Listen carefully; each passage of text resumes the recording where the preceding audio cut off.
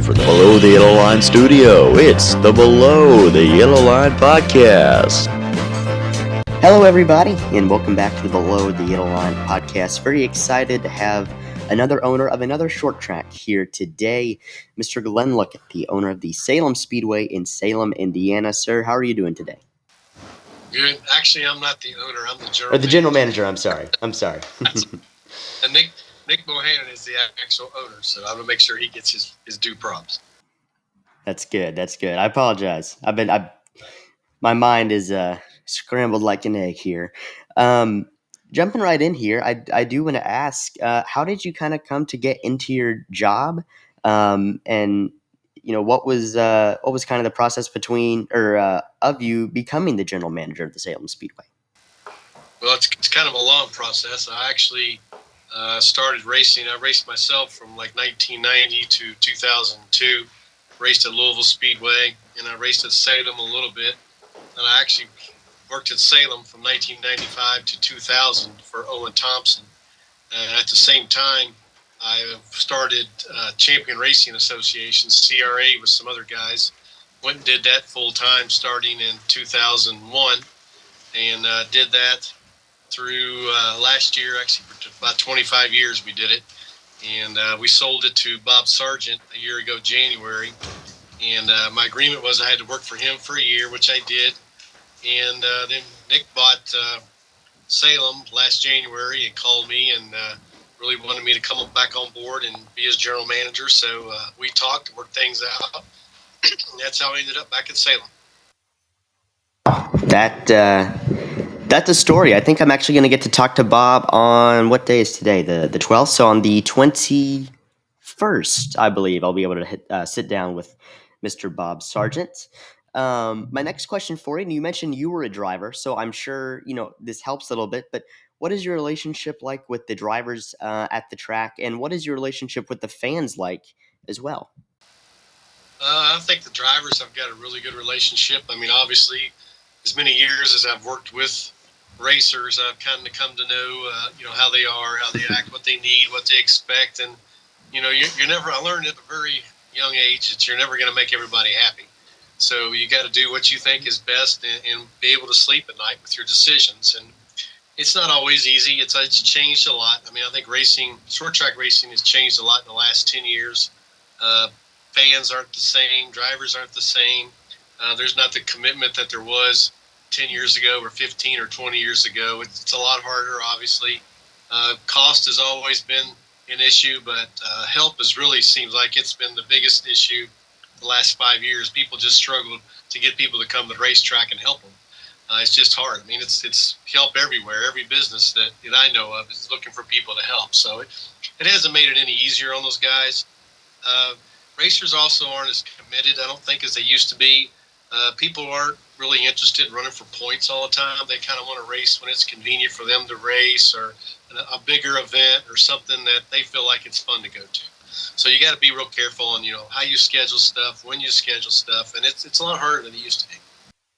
For sure. And it kind of seems like a lot of stuff is, but, short tracks, a big reason why I'm trying to interview so many people who manage or own short tracks is to really just promote them, get them out there a little bit more, because I've always said that the racers that race on these short tracks and the people behind them are, a rung that often gets overlooked, but a very important rung still on the ladder of just American racing and racing in general. So many drivers in all different disciplines have started out, at their local short tracks. And that's why, helping short tracks out is so important.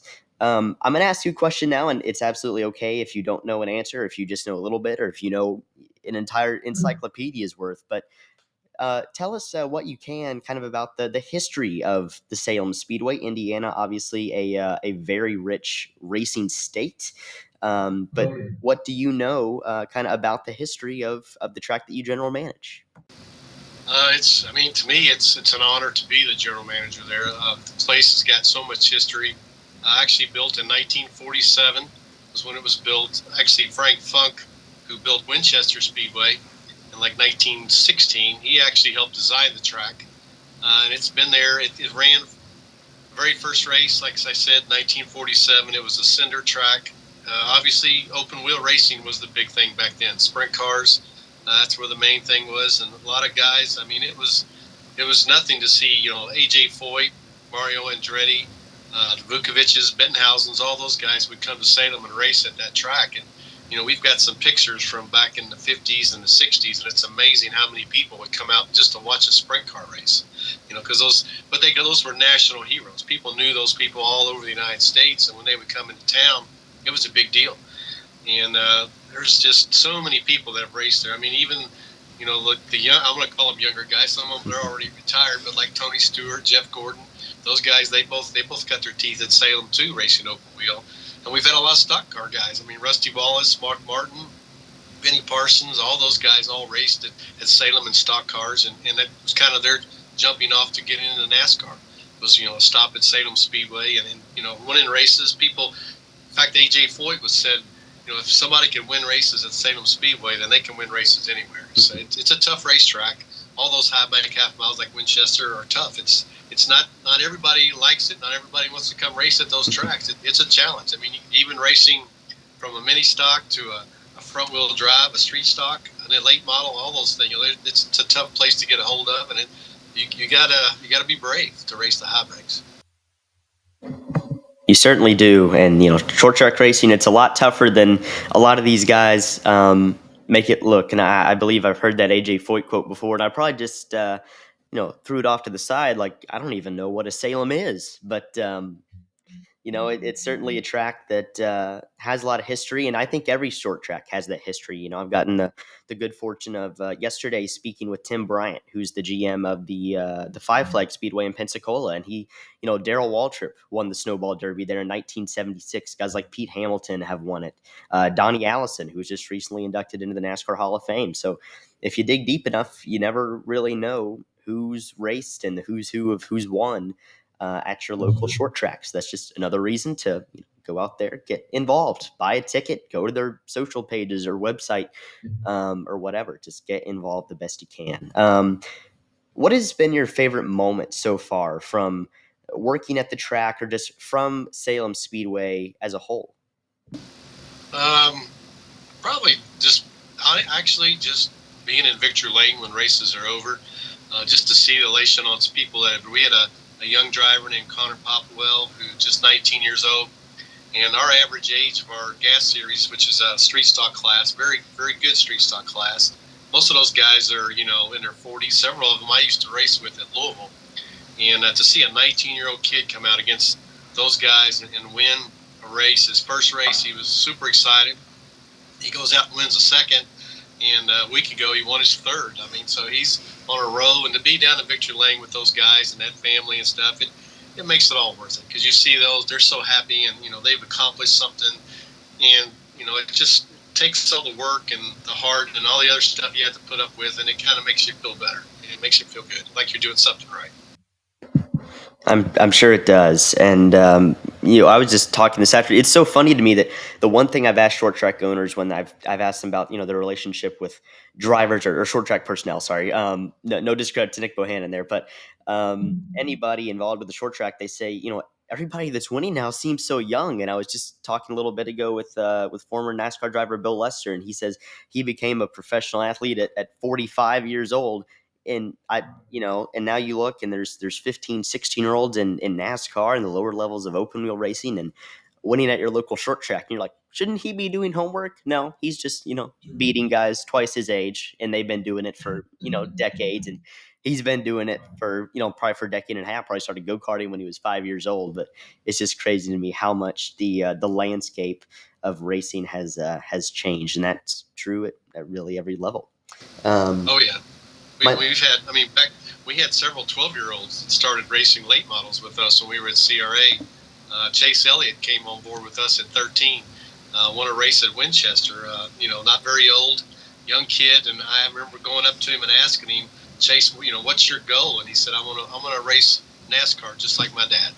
At 13 years old, he was already that focused, and that's what he wanted to do. And there's a lot of those. I mean, a lot of people ask me, aren't those kids crazy and wild? I said, no, usually they're just the opposite. They're very focused on what they want to do, very good at racing. Freddie Query, was one of the first crew chiefs to start working with kids, and he told me, he said, I was really worried about it until I realized how much focus these video games give these kids. He said, I can go out, I can make a mark on a wall and tell that kid to let off there, make another mark on the wall and tell him to get back on it here, and they'll do it every time. He said, you take a guy that's 30 or 40 years old, he can't do that. He's just not he's not programmed like that. But these kids, they understand that, they learn, and they're good at what they do. They certainly are, and that's why they've been afforded the chance they have. And did you? I wonder if you thought that you were, or wonder if you knew that you were talking to a future NASCAR Cup Series champion when you were talking to 13-year-old Chase Elliott there. Goodness gracious, the amount of talent you guys have had come through. Mindset and the talent, and he was already yes sir, no sir, Mr. Luckett and all this stuff. And we've been lucky. We've had several of them that have come through the ranks and gone on to better things and moved up, and it's cool. And sometimes those guys, I'll reach out to those guys and say something to them, and they don't forget. I mean, they remember where they came from, which is great. I mean, that's what you want to see. And people like Chase that go back and race late models.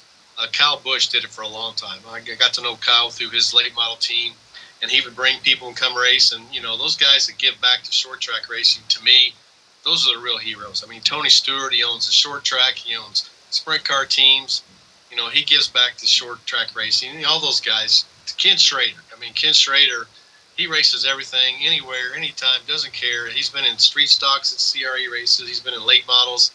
He's really good friends with Bob, and him and Bob have done a lot together, but Ken never forgets where he came from. He loves short track racing, and that's what he wants to do. Kenny Wallace, same way. Absolutely. Sorry about that. It was muted for a second, but yeah, absolutely. Spot on. Those guys that, they do so much for short track racing, and, they're multimillionaires. They've had success at the highest levels, but the fact they still come back to their roots and the tracks that, made them who they are is really special. My last question here for you, sir, is just, can you tell everybody who's watching or listening to the show today, what are your upcoming races? What are your upcoming events, and anything big that the track has planned for the rest of this year or for the immediate future? Oh yeah, we've got 2 really big shows coming up. We're a special event track, so we don't race every week. But actually, Bob Sargent's coming. He's leased the track. We're doing an ARCA race on Saturday night, September 30th. It'll be a big show. It's always a big race. It'll actually be the 109th ARCA race ever held at Salem Speedway. So I think we're one of the leading tracks of numbers of races, number of ARCA races. So it's always a big event. And then we'll come back and run 35th annual Halloween 200. It's a big street stock race, but it is huge. We start however many cars come, 3 wide. Back I drove the race in 92 and 93, and there were like 80-something cars. But it's a full weekend of racing. It's a big one. It'll be our biggest race of the whole season. That'll be, October 21st and 22nd. Actually, your tickets and stuff will go on sale this Monday. So just check it out on www.salemspeedway.com or on our Facebook page, and we can try to keep everything updated. And, we're already planning for next year, looking for bigger and better things. Unfortunately, we didn't have any open wheel racing this year, and that's our goal. Number 1 goal for next year is to bring sprint cars back to Salem Speedway. So we're working on that. I think we're going to get that done. Sounds like you guys have a lot of fun stuff coming up. Go to their website, go to their Facebook page, and if you're in the area, or heck, even if you're not, get a plane ticket, get a race ticket, and go out there and support the track and just support a short track. Big, small, they all matter, and that goes for your contribution too. It all adds up. It all matters, and it helps us as race fans. You mentioned talking to Chase Elliott, talking to some of these guys. You could be looking at the next NASCAR Cup Series champion, the next IndyCar champion, whatever it may be, the next time you're at your local short track. So, Mr. Luckett, thank you so much for coming on the show today. No problem. I appreciate it. Anything we can do to help short track racing, that's what I'm for. Yeah, absolutely. Thank you so much. Thank you.